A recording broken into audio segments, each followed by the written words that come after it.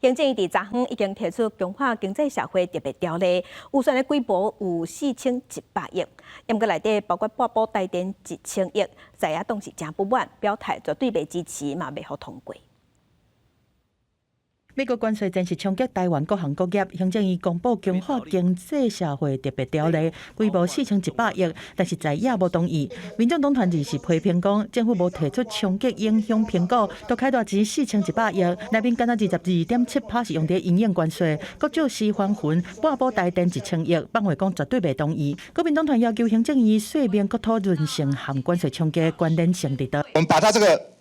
不当的1000亿包袱砍掉了，这次竟然放进来啊！ 可以这样吗？所以这笔钱，老实讲，4100亿里面就有1000亿这个预算，这一笔预算1000亿绝对不会通过。加强社会韧性，6个字哈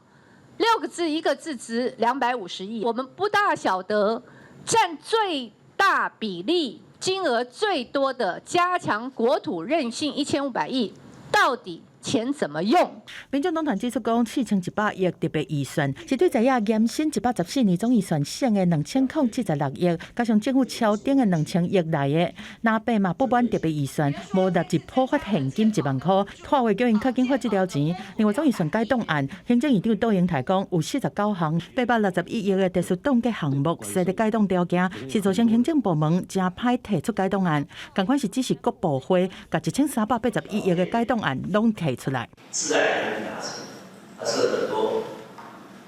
违法违宪的条件，我们没办法达成，这个有9项一律受阻。无论它是哪一项项目，是提出数位报告，或者要审议，或是特殊的结构，我们全部受阻。